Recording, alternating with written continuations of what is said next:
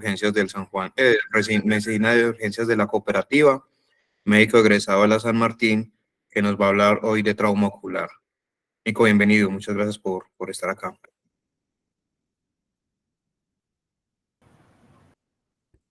Buenas noches, ¿ahí me escuchan bien, Santi? ¿Está bien?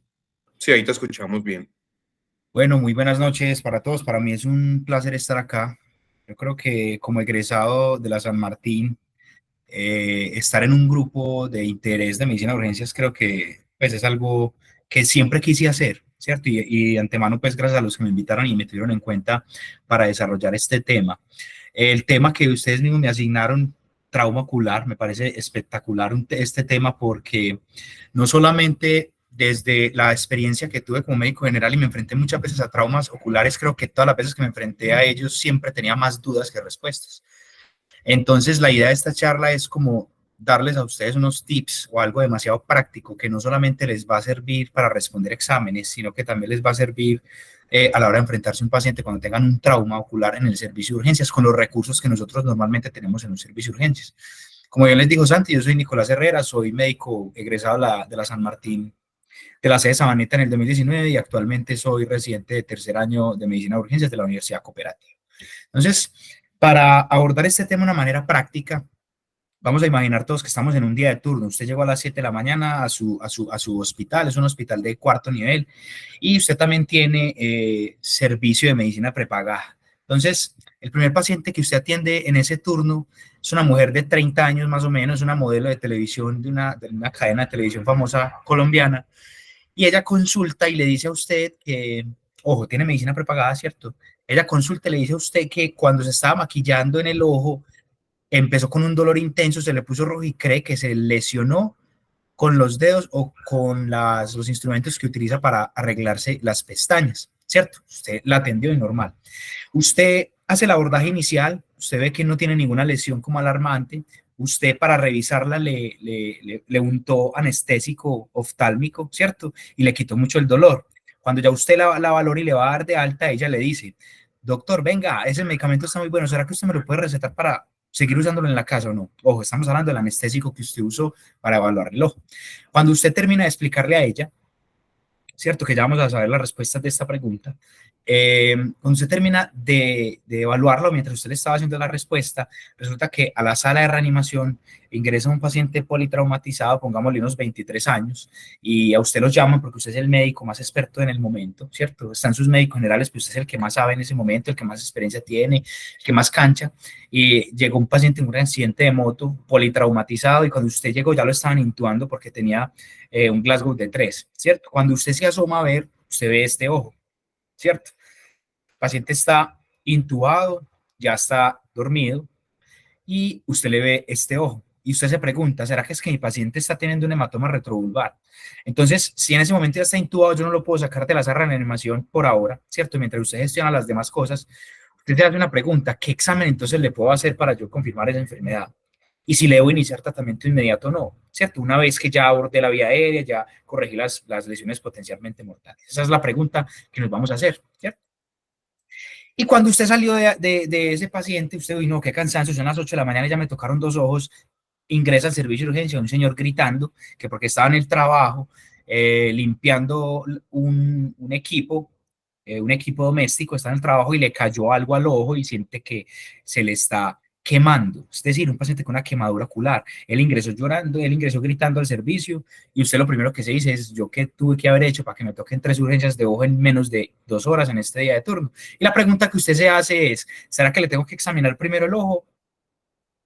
¿Cierto? ¿Será que de una le digo, señor, cálmese, venga, yo le examino el ojo, miro a ver qué tiene, cuando el paciente está con una quemadura ocular, y si requiere un oftalmólogo que yo pueda tener en mi servicio o no, si requiere una remisión? Entonces, estos tres casos vamos a recordar durante la charla y con eso vamos a ir respondiendo con unas preguntas puntuales que les quiero hacer. ¿Por qué es importante hablar de este tema? Resulta que no es tan inusual que usted se enfrente a un trauma ocular en el servicio de urgencias.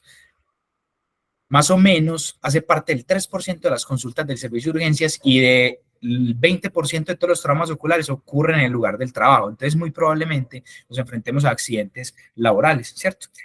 Resulta que el trauma ocular es la causa más común de ceguera no congénita tanto en América como en el resto del mundo y tiene como unos picos donde es más frecuentes, entre 5 y 25 años y en una edad mayor a 75 años, son como la presentación bimodal que tiene esta enfermedad. Pero resulta que los pacientes que tienen entre 5 y 8 años, es decir, los niños, tienden a tener lesiones mucho más graves.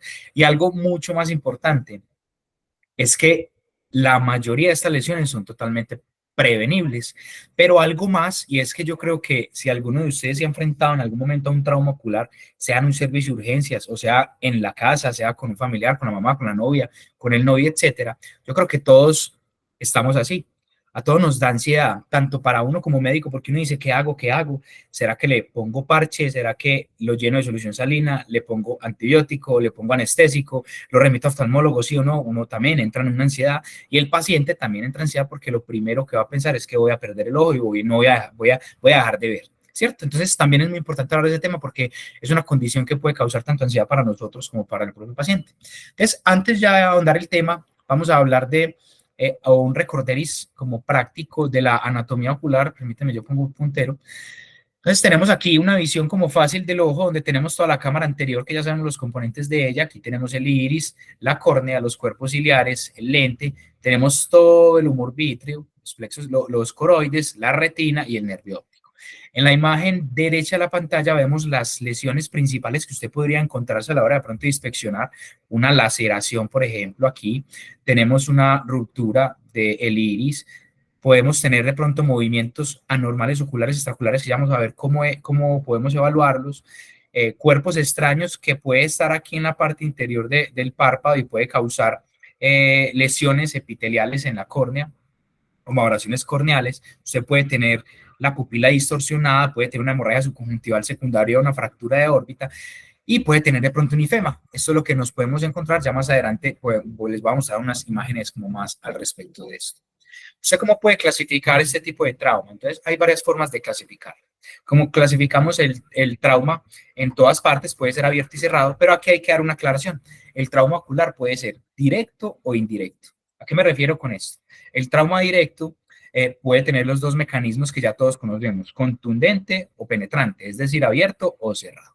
Pero el trauma indirecto es un subgrupo poblacional de pacientes, por ejemplo, que son víctimas de explosiones, donde el daño no es directo por esquirlas o por metal o por objetos de madera, sino por la onda explosiva y la onda expansiva que puede causar desprendimiento de retina, luxación del cristalino, un IPEMA, hemorragia subjuntival, entre otras.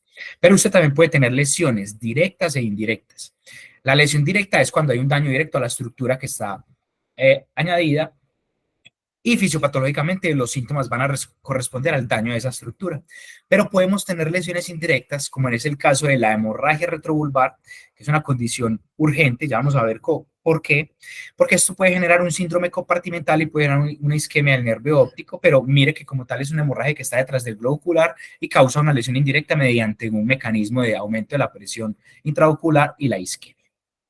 Otra forma de clasificarlo, que esto me parece supremamente importante porque creo que esta tablita le pueden tomar foto, pueden guardarlo, pueden lo que quieran, porque te puede salvar de un susto en un rural o cuando usted esté solo como médico. Podemos clasificarlo en lesiones que amenazan la visión y las lesiones que no amenazan la visión.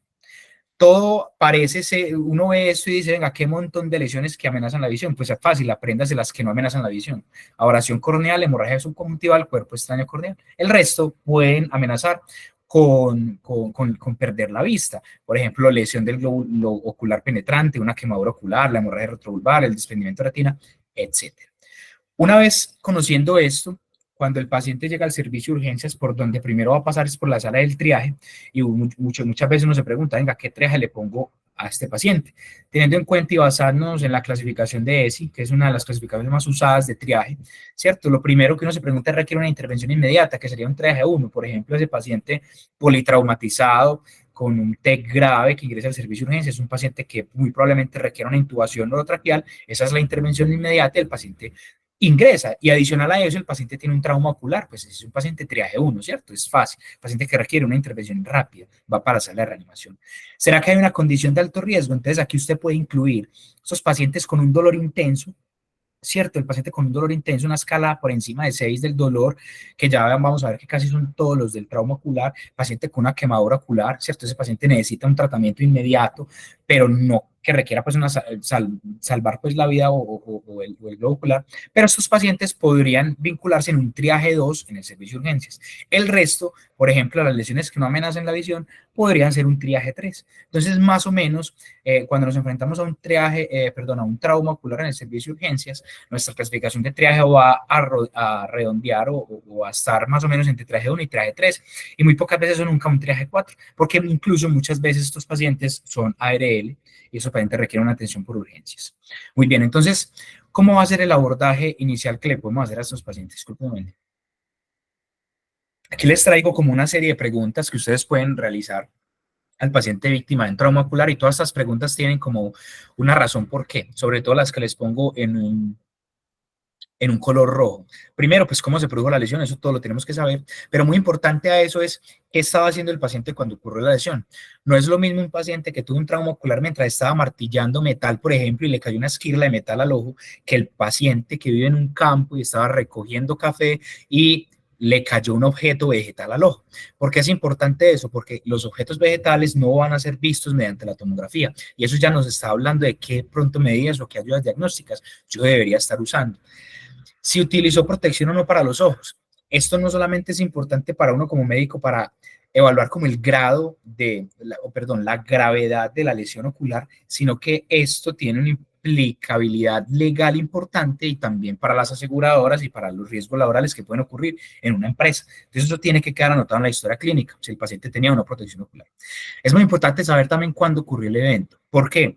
Porque esto nos puede como disminuir la probabilidad o disminuir los diagnósticos diferenciales que yo puedo tener. Me explico. La iritis traumática, que es una de las condiciones que podemos tener en un paciente con trauma ocular, se presenta casi que 3 días después de la lesión. Entonces es muy importante saber eso. Y el desprendimiento de retina puede ocurrir incluso hasta una semana después de que el paciente haya tenido un trauma. Entonces esto es muy importante. Obviamente, si el paciente tiene un antecedente de cirugía ocular previo, ¿cuál? Porque eso me puede disponer a que puedan tener complicaciones derivadas al trauma. Muy importante qué medicamentos use y sobre todo el uso de anticoagulantes. ¿Por qué? Porque eso es un riesgo para un hematoma retrovulvar, que ya vamos a ver que es una emergencia.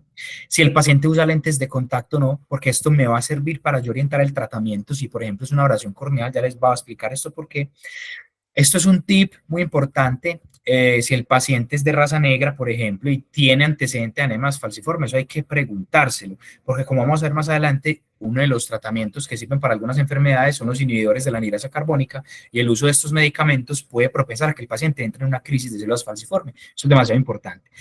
Muy importante también preguntar si hay síntomas visuales objetivos. Señor, usted está viendo como lucecitas, está viendo como cuscuyos, está viendo como abejitas, como mosquitos, preguntar eso. Y en el contexto de las quemaduras, ¿cuál fue la sustancia? Como vamos a ver un poquito más adelante, hay una diferencia de la gravedad de la lesión entre un álcali y un ácido. ¿Qué vamos a hacer a la hora del examen físico? ¿Cierto? Sobre el abordaje inicial. Lo primero, usted debería hacer una inspección de ese ojo, si ves una lesión evidente, pero busque inmediatamente si hay proptosis, es decir, si el globo ocular está salido. ¿Por qué? Porque esta condición nos tiene que hacer sospechar inmediatamente un hematoma retrovulvar. Mida la agudeza visual, muchachos. Es una cosa que se nos olvida demasiado a la hora de abordar cualquier urgencia oftalmológica, yo creo, ¿cierto? Se nos olvida. Y no solo se nos olvida hacerla al inicio, sino que hay algo demasiado importante con la agudeza visual, es que usted lo tiene que hacer de manera periódica, de manera periódica. ¿Por qué? Porque cualquier deterioro de esa agudeza visual es indicación inmediata para remisión a oftalmología. Inmediato. ¿Cómo hacemos esa medición de la agudeza visual? Si usted tiene las cartas de Snell en el servicio, hágalas con eso. Si no, utilice los celulares. Todos sabemos que ya eso están en los celulares. Si no lo sabe usar con el celular, pues ubíquese a una distancia óptima del paciente y pregúntele cuántos dedos tuyos está viendo o si logra ver un destello de luz o no. Importante si el paciente tiene anteojos, pues si tiene gafas o si tiene lentes de contacto, haga la huella visual con ellos puestos. Listo, esto es demasiado importante. Pero ojo, no se les olvide hacerlo de manera periódica. Mire la pupila, empieza a mirar la pupila. ¿Cómo está el tamaño? ¿Sí? ¿Cómo está la reactividad? Haga el reflejo tanto directo como consensual, ¿cierto? ¿Qué tan simétrica está? Y mire a ver si hay presencia de reflejo rojo o no. Esto es lo que vamos a evaluar.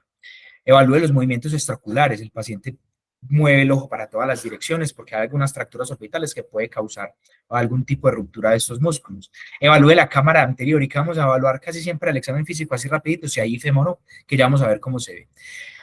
Bueno, aquí viene una limitación importante y es que en la mayoría de los servicios de urgencias, por ejemplo, yo que logré trabajar en un servicio de urgencia a un segundo nivel, cuando hice el rural y cuando vine a la ciudad de Medellín en un servicio de cuarto nivel, no tenemos casi que en esos servicios la presencia de fluoresceína. Y eso es una ayuda muy útil a la hora de usted evaluar penetrancia ocular o abrasión corneales. Pero si la tiene, pues busque las abrasiones corneales, busque el signo de la pista de hielo y haga el test de Siedel, que ahorita les voy a explicar más o menos en qué consiste, pero muy pocas veces lo tenemos disponible porque además también necesita la lámpara de hendidura. Y el último ítem que usted va a hacer es haga el fondo de ojo. Pero, ¿cuál es mi recomendación? Yo no soy oftalmólogo y no me estoy especializando para ser oftalmólogo, me estoy especializando para ser médico de urgencias. Yo creo que la persona más experta y la ideal para hacer el fondo de ojo siempre va a ser el oftalmólogo, pero si usted lleva una curva importante, pues hágalo. Y muy pocas veces uno realmente es capaz de interpretar lo que ve y lo que quiere buscar. Pero si usted es experto, hágalo, pero no deje de hacer las otras ayudas que te pueden hacer al examen físico. Pero aquí les traigo unos tips que les pueden servir. El primer tip y el más importante, siempre el examen físico debe hacerse y ajustarse según el motivo de consulta principal del paciente. No es necesario realizar todos los pasos que yo les acabo de hacer. Simplemente esos pasos para que usted no se le olvide como alguno, pero no es necesario hacerlos en orden. Siempre hágalo dirigido al motivo de consulta del paciente. Ojo con esto, muchachos. Todos sabemos que en Colombia en muy pocos servicios de urgencias no tenemos los dispositivos que miden la presión intraocular y en semiología nos han enseñado con medir o comparar el tono con los dedos haciendo tonometría digital. No lo haga. Eso sí se los dejo totalmente prohibidos a la hora de abordar un trauma ocular. ¿Por qué? Muchas veces usted ni siquiera va a observar el ojo y usted lo ve y usted dice, venga, no hay ninguna lesión penetrante, pero resulta que pueden haber fracturas orbitales en la parte posterior que penetran al globo ocular y usted no las ve al examen físico. Al usted hacer el examen con tonometría digital puede empeorar la lesión y eso es muy grave, entonces no lo vamos a hacer. Y siempre mantenga un alto índice de sospecha de lesiones penetrantes, porque se pasan desapercibidas, como bien les acabé de decir. Pero, ¿qué me puede a mí ayudarme a orientar a que el paciente pueda tener una lesión penetrante del globo ocular?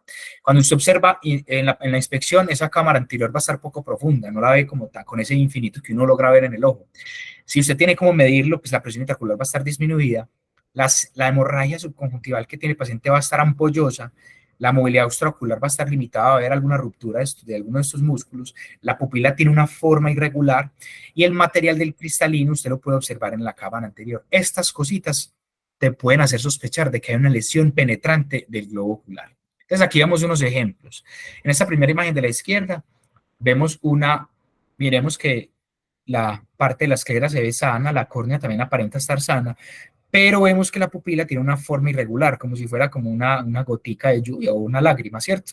Esto te puede hablar de dos cosas. Uno, de un hematoma retrovulvar, así no haya proptosis, o de una ruptura del globo ocular. En esta imagen de la mitad, vemos que en la cámara anterior, ¿cierto? En la cámara anterior, después de la córnea, hay un mar que asemeja como el mar o el sol saliente de sangre. Esto es un ifema traumático, que es muy diferente de la hemorragia subconjuntival que está por fuera y está en toda la esclera.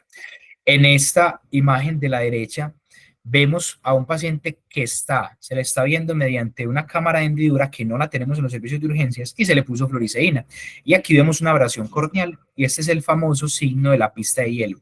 Este signo es muy importante porque este signo a usted lo tiene que hacer inmediatamente, ir a mirar el párpado, la porción interna del párpado, porque muy probablemente ahí esté el objeto extraño, porque cada vez que el paciente parpadea, el objeto extraño hace este movimiento de arriba hacia abajo y empieza a rayar, así que se diga feo, a rayar la córnea. Aquí tenemos la prueba de Seidel positiva, esto se hace con fluoresceína y se hace con la lámpara hendidura, que eso no lo tenemos en urgencias. Simplemente es que cuando usted aplique esta sustancia, ve cómo sale el humor acuoso y esto confirma que el paciente tiene una lesión penetrante del globo ocular. Esto es demasiado difícil disponerlo en urgencias, entonces solamente se los doy para que lo conozcan y sería el examen ideal, pero no lo tenemos disponible. Ojo con este paciente, la proptosis ocular.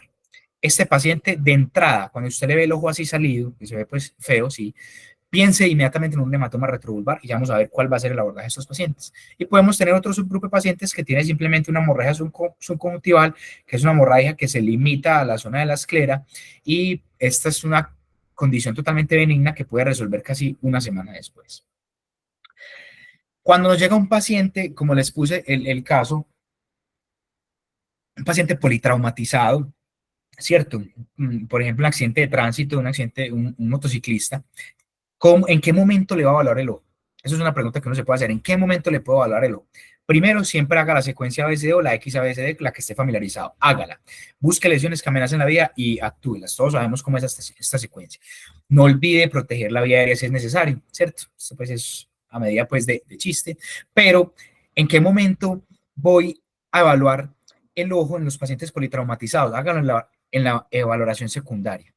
Muchas veces es el paciente más fácil, es el paciente que se comunica y te va a referir todos los síntomas y vos te puedes comunicar con él y lo puedes examinar. Pero el paciente más difícil, el paciente que ya está inconsciente, está intubado y tiene otra condición, como el que les puse del caso. Pues haga dos cositas. Si reacciona o a estímulos luminosos, a los directos y los consensuales, y si la pupila está redonda, esto disminuye la probabilidad de que el paciente tenga una lesión ocular importante o emergente, ¿cierto? Esto te puede ayudar. Pero si usted aún de ese paciente que está inconsciente sigue con dudas, usted le puede pedir una tomografía o incluso le puede hacer una ecografía si está entrenado, si tiene alguien entrenado en su servicio para que la haga. Entonces, ya hablando de esto, hablemos de las imágenes. ¿Qué tipo de imágenes le puedo yo pedir al paciente con un trauma ocular? Tenemos el TAC de órbita. El TAC de órbita, pues será siempre el examen de elección. La sensibilidad es del 100% para los cuerpos extraños que midan más de 0.06 milímetros cúbicos, pero tiene una gran limitación, como se los dije al principio, cuando uno aborda la anamnesis de sus pacientes, y es que los vegetales no se observan por TAC. ¿Listo? El segundo examen es el Point of Care Ultrasound, es la ecografía, la cabecera del paciente. Esto lo hace un médico entrenado. Quise traer este ejemplo porque sé que el grupo de interés de medicina de urgencias quiere hacer talleres en ultrasonidos. Me parece espectacular para que los médicos generales salgan también entrenados en esto. Para trauma ocular tiene una sensibilidad casi del 100% de detectar las lesiones principales y una especificidad del 97.2. La curva de aprendizaje es demasiado baja. Usted con hacer 15 ecografías de ojo normales ya puede empezar a considerarse un poco más experto en esto, y es un examen que es rápido y se lo puede hacer a la cabecera del paciente. Entonces ya vamos contestando las preguntas de los casos iniciales, ahorita se las doy. Y por último tenemos la resonancia, que va a ser el examen como más completo de todos, pero lo primero que uno debe hacer antes de enviar a un paciente a una resonancia es que no tenga un objeto metálico incrustado en el globo ocular. Eso es muy importante, pero la desventaja grande es que nunca o muy poco está disponible en un servicio de urgencias espacial de una manera inmediata. Entonces, nosotros que vamos a ser los primeros en evaluar esta condición, no vamos a tener la resonancia como pensándola para hacerla de inmediato. Aquí les traigo unos ejemplos de unas tomografías, ¿cierto? Aquí vemos un vidrio incrustado en la parte posterior, casi que en la mácula, ¿cierto? Del globo ocular. Esto es vidrio, tiene una densidad de vidrio. Y en esta imagen de la derecha vemos un hematoma retrovulvar. Vemos esa presencia de sangrado detrás del globo ocular que me puede estar causando una isquemia del nervio óptico. El ultrasonido es demasiado útil a la hora de yo realizarlo en el abordaje del paciente con trauma ocular. Entonces aquí en esta imagen les muestro que realmente evaluar las estructuras en el ojo mediante ecografía es un poco sencillo. Requiere entrenamiento, sí, pero puede ser más sencillo que evaluar otras estructuras. Aquí, por ejemplo, vemos el iris, vemos todo el humor vítreo, vemos toda la porción de la cámara anterior. Esta parte negrita, para ustedes se lo voy a traducir así negrita, es el nervio óptico, ¿cierto? Y usted puede evaluar mediante ultrasonido la presencia de que el paciente tiene hemorragia vítrea. Por ejemplo, en esta imagen izquierda, en la parte inferior, vemos ecogenicidades en forma de cuerda. Esto indica que hay muchísima sangre en toda la parte vítrea. Podemos tener ruptura del globo, que vemos la pérdida de ese volumen intraocular y distorsión del tamaño, imágenes distorsionadas. Y tenemos un signo que me parece muy bonito, es el que más me gusta, y es el signo de la pajuela, el signo de la pico, el signo de la púa, para los que de pronto son músicos y están aquí. Aquí vemos en la ecografía el globo ocular y en la parte posterior vemos una lesión como hipoecoica, que esto es líquido en forma de púa, en formita como de pajuelita, y esto indica la presencia de hematoma retrovulvar. Entonces, miren que hay unas condiciones que podemos evaluar mediante el ultrasonido y que esta condición, por ejemplo, a la derecha, es una condición urgente que yo tengo que detectar inmediatamente. También podemos ver, por ejemplo, la luxación del cristalino. Aquí vemos el globo ocular y vemos cómo el cristalino quedó casi que incrustado en todo el humor vítreo, ¿cierto? Aquí está. Y también podemos ver mediante el ultrasonido el desprendimiento de retina, que si comparamos con esta imagen de atrás, que el globo ocular normal y la retina está acá, pues mire dónde está casi que saliéndose de la parte posterior del globo ocular, y así podemos evaluarlo. Entonces quise traer esto por la utilidad que tiene esto y que muchas veces tenemos pacientes graves y nos podemos llevar a tomografía inmediatamente, pues se le puede hacer una ecografía para que lo tengan muy en cuenta. Entonces, para empezar a hablar de las lesiones específicas que quise traer algo demasiado práctico. Quiero empezar con la más grave de todas, que me parece a mí, que es la hemorragia retrovulvar. Entonces, ya sabemos que una de las manifestaciones de la hemorragia retrovulvar va a ser la proptosis, pero también tengo que tener en cuenta que hay otras causas de proptosis, como son el desplazamiento óseo de la órbita, por ejemplo, en las fracturas por estallido, y los pacientes que tienen edema de todo el contenido retrovulvar. Entonces ustedes me dicen, venga, entonces, ¿cómo puedo sospechar yo que mi paciente tiene una hemorragia retrovulvar si no cuento con tomógrafo, si no cuento con ecógrafo? Pues mire los tips de este cuadrito de acá. Ese paciente que usted ve proptosis o que no ve proptosis, pero empieza a tener una disminución de la agudeza visual rápida, piensa en un hematoma retrovulvar inmediatamente. Por eso es importante hacerlo periódicamente. ¿Será que tiene un defecto pupilar? ¿Ya le miraste otra vez la pupila? ¿Está irregular o qué? Si tiene proptosis, está empeorando. O si tiene un dolor desproporcionado, piense en una hemorragia retrovulvar. ¿Y por qué es importante pensar en esto? Un segundo.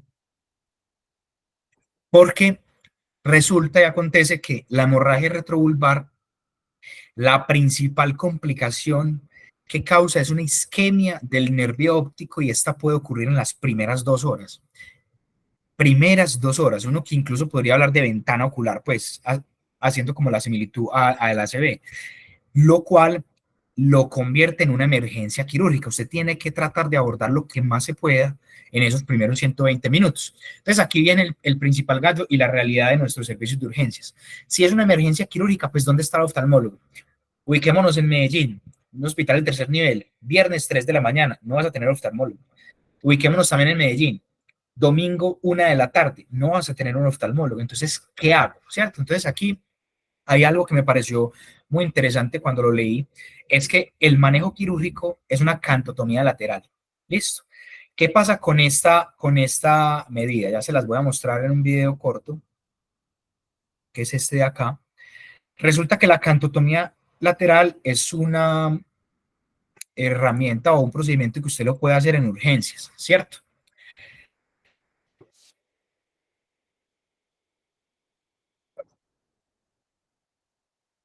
No estamos entrenados para realizarlo. Ya les voy a contar algo que encontré en la literatura con respecto a esto mientras les explico a grandes rasgos en qué consiste el procedimiento.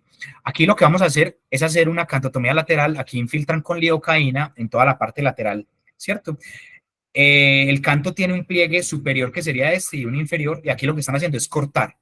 Simplemente usted corta más o menos 1 centímetro. 1 centímetro. Lo primero que usted debe hacer es cortar el pliegue inferior, como están haciendo acá, y evaluar la presión intraocular. ¿Para qué hacemos eso? Lo hacemos con el fin de liberar la presión intraocular. Pero entonces ustedes me dicen, venga, ¿cómo así? Si eso no nos entrenan para eso. Pues resulta que me puse a buscar y en la literatura americana, en los posgrados de urgencias, casi urgentólogos o los emergenciólogos de allá contestaron que el 95% de en sus posgrados no les enseñaron esta técnica. El problema es que obviamente no hay pacientes para realizarla o muy pocos y no hay equipos para yo hacerla. Pero cuando usted entrenaba a un médico general o a un urgentólogo para hacer la cantotomía, tenía la misma efectividad que un oftalmólogo. Entonces ahí les dejo como una conclusión. ¿Será que podríamos hacerla en urgencia, sí o no?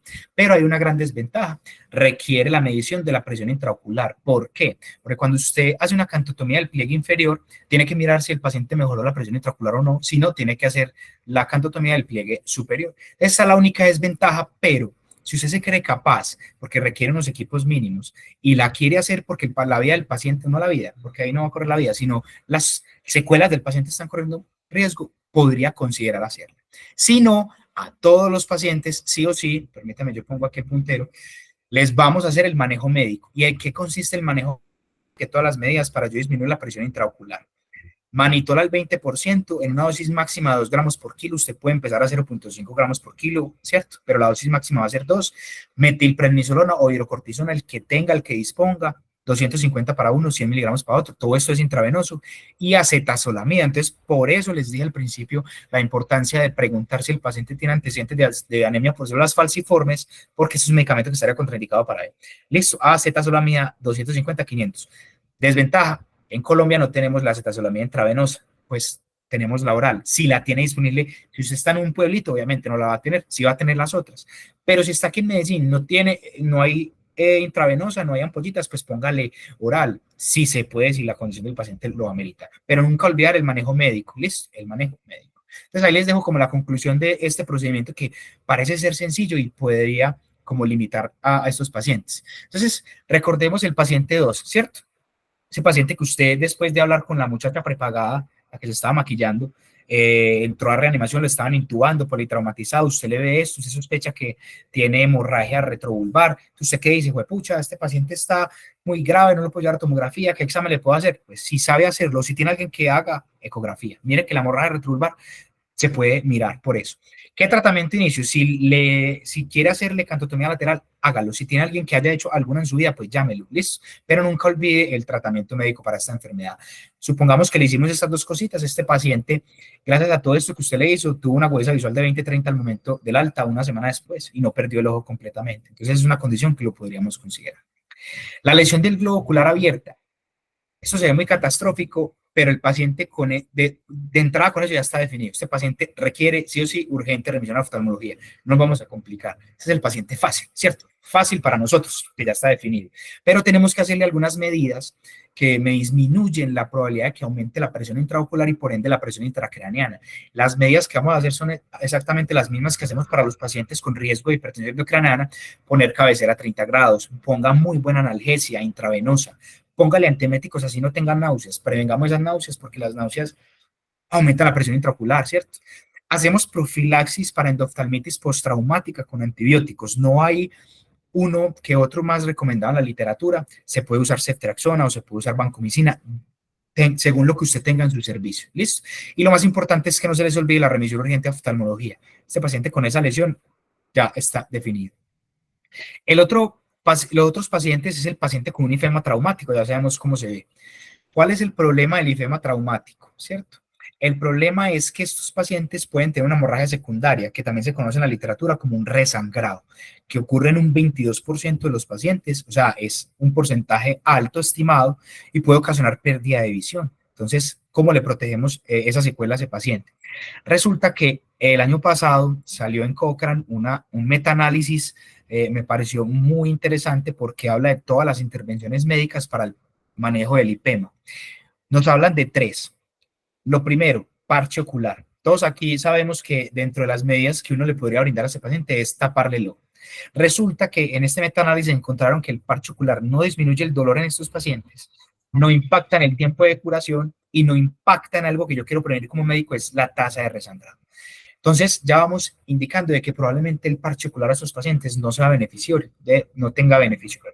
El uso de esteroides. Anteriormente, antes de los 90, se hablaba de que los esteroides disminuían la tasa de resangrado, pero en este metaanálisis encuentran que no hay ningún beneficio en esa tasa de resangrado, pero ellos dejan como la posibilidad abierta porque realmente los estudios han sido muy pocos y con muy poca cantidad de pacientes, entonces todavía no quedan como una condición en contra ni a favor. Pero hay un subgrupo de medicamentos que son los antifibrinolíticos.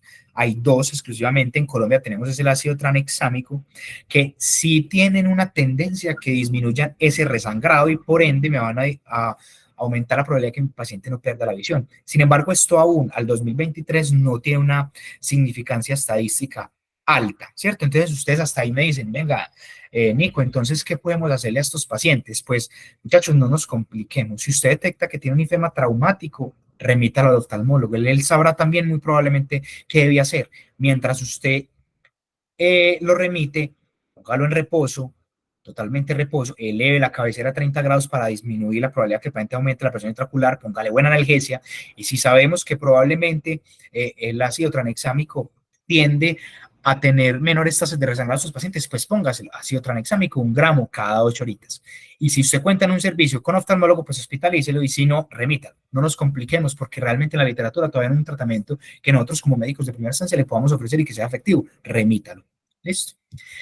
Aquí tenemos la quemadura ocular, y este es uno de los casos que les puse, ¿cierto?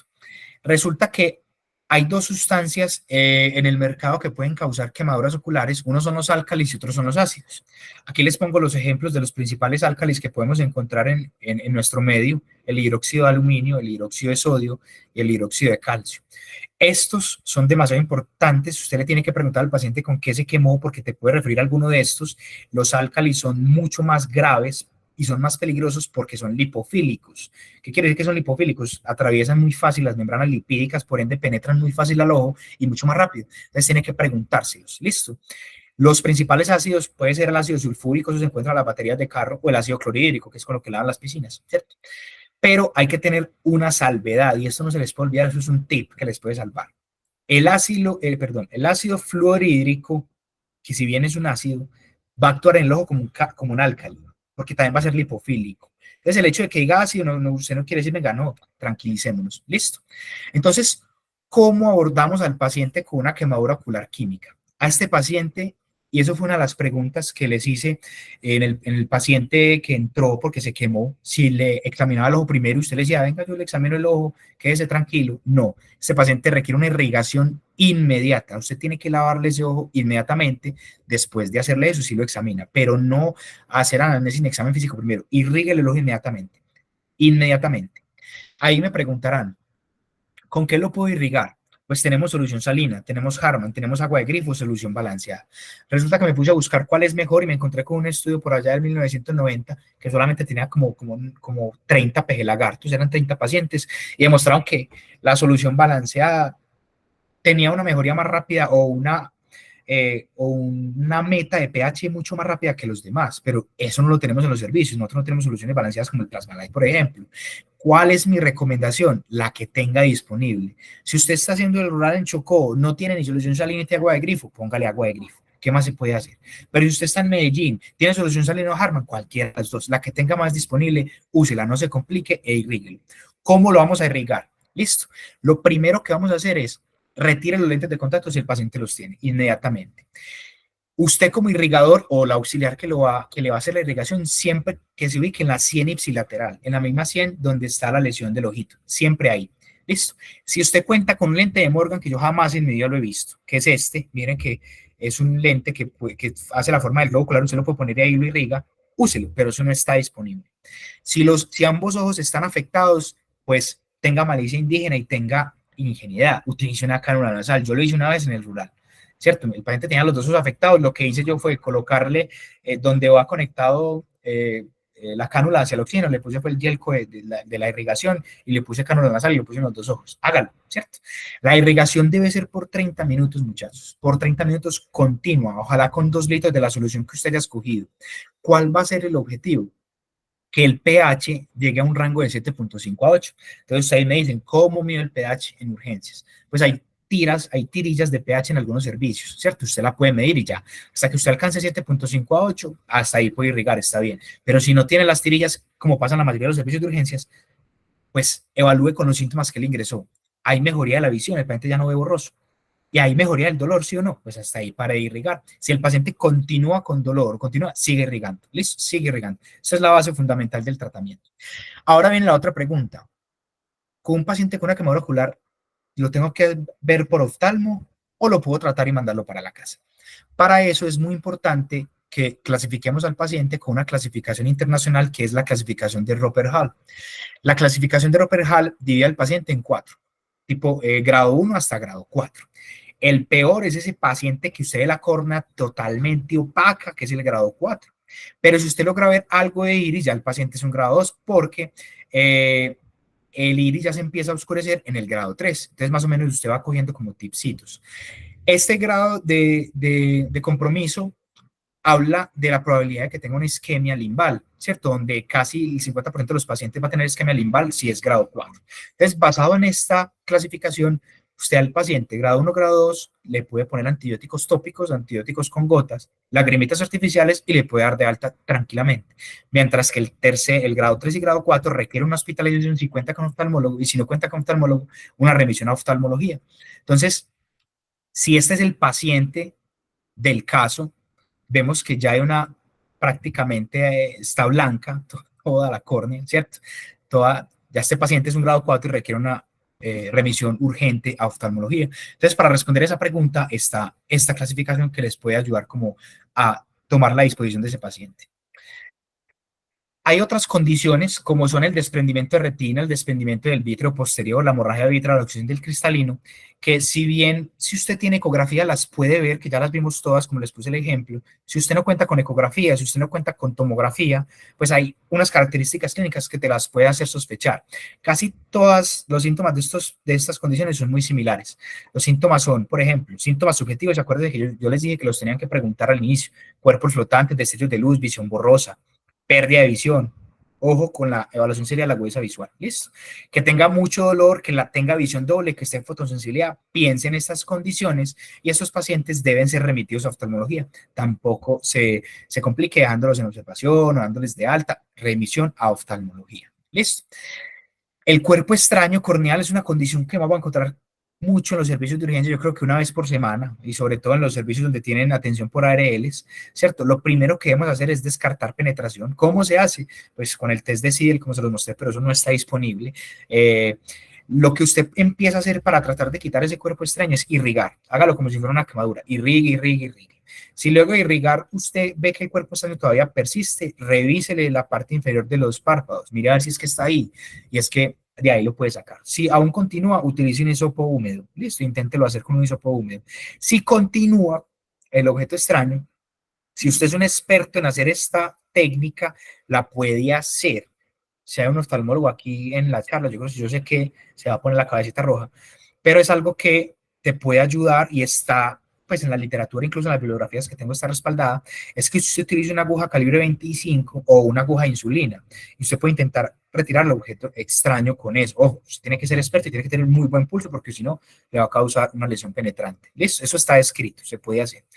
Si usted al retirar ve un anillo de óxido, como vemos en esta imagen que se ve un anillo de óxido, este paciente sí requiere una evaluación de oftalmología en 24 horas. Tiene muchísimo más riesgo de generar una úlcera corneal.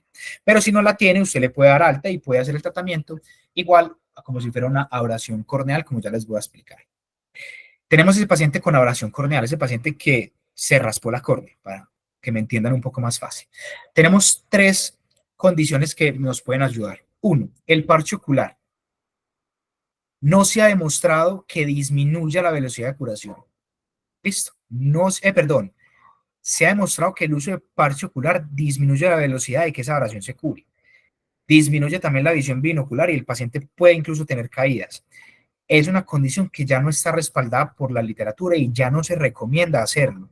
Solamente en casos especiales, por ejemplo, en los niños que van a estar a toda hora rascándose el ojo, pues listo, úselo. O en los ancianos, por ejemplo, que tienen algún grado de demencia, úselo. Pero realmente en la literatura que logré revisar ya no está recomendado el parche ocular por estas condiciones. Listo, se puede dejar el ojo descubierto. Los antiinflamatorios solamente van a disminuir el dolor por las primeras 48 horas y no van a ayudar en la curación. Los antibióticos sí se deben dar, ¿sí? Para prevenir las endoftalmitis. Si el paciente no tiene lentes de contacto, usted puede usar la literatura americana de eritromicina, pero eso no está disponible en nuestro medio, pues respáldese con la gentamicina oftálmica. Y si tiene lente de contacto, con ciprofloxacin. O con anestésicos tópicos. Estos pacientes van a tener dolor y molestia. Usted le pone anestésico y le va a servir súper bien y le van a decir, doctor, recéteme eso para yo, mándamelo para la casa, como el caso que les puse de la paciente de medicina prepagada. Pero ¿qué pasa? Las primeras 48 horas está bien, le va a servir para el dolor, no le va a ayudar a curar más fácil, listo.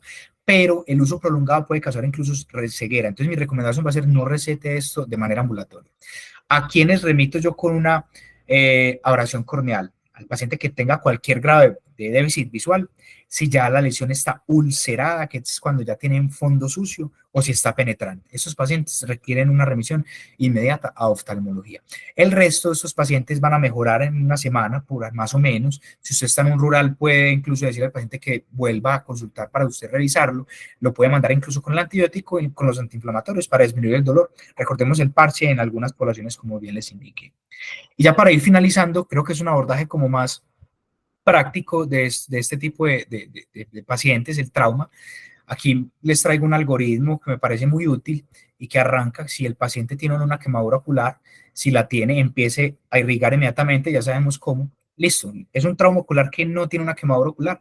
Entonces, bien, ya la segunda pregunta que usted se hace es si la agudeza visual del paciente es la adecuada para el paciente.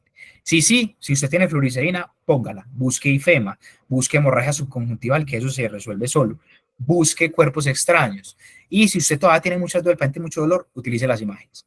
Si la agudeza visual del paciente está comprometida, es decir, no está a su basal, no, piense inmediatamente en hemorragia retrovulvar. Ya sabemos cómo. Busque proptosis y si la tiene, empiece el tratamiento quirúrgico, como ya se los dije, y el manejo médico. Y de una, oftalmología. Si no tiene nada que te haga pensar en hemorragia retrovulvar, pues intente hacer el test de SIDEL, que ya sabemos que realmente no lo tenemos disponible, pero sí les enseñé unos tips clínicos que te pueden hacer pensar que hay una lesión penetrante del globo ocular. Si sí los tiene, listo, empiece ponga el tétano, medidas analgésicas, medidas para disminuir la presión intraocular, que ya sabemos cuáles, y mándelo para oftalmología.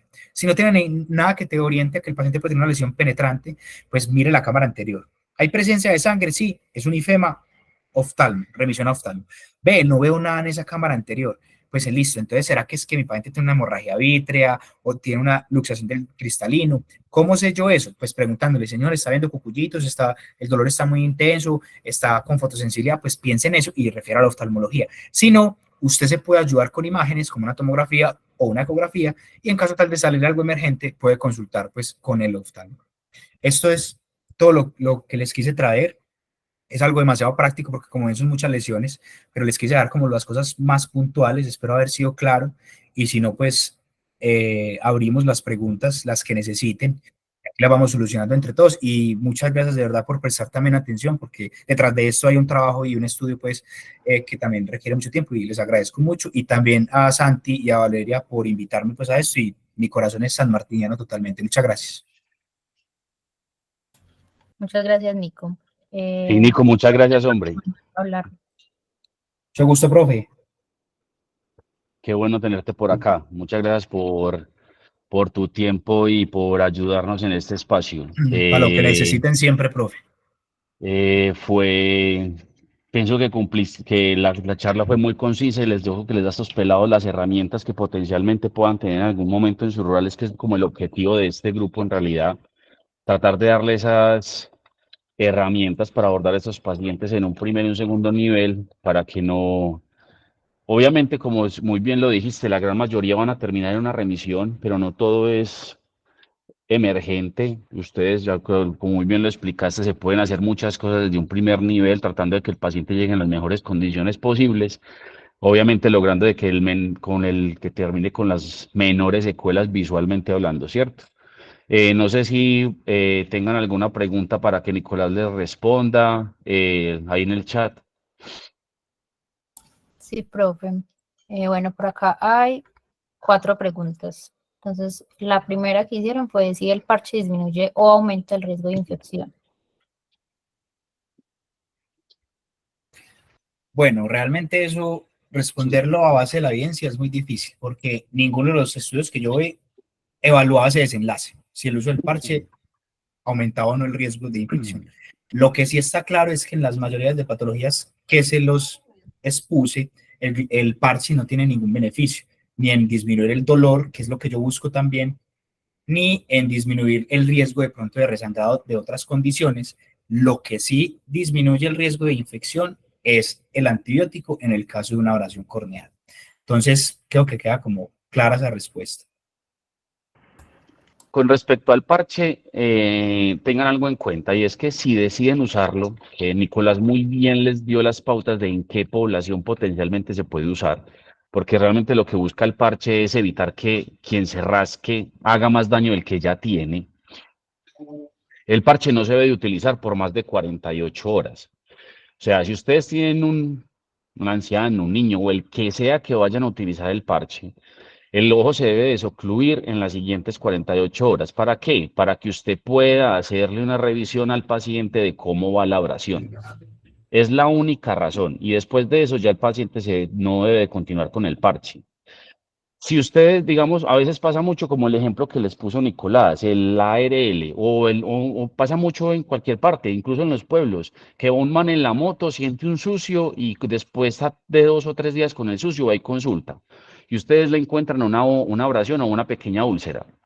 Si ustedes ven signos de infección macro, es decir, tiene pus, o ven el ojo muy rojo, ustedes no le pueden colocar el parche, así sea un niño. Porque el hecho de que le pongan el parche, eso sí va a ser de que muy probablemente esa infección que ya tiene se empeore. Entonces, cuando ustedes vean signos macros de infección, el parche queda proscrito.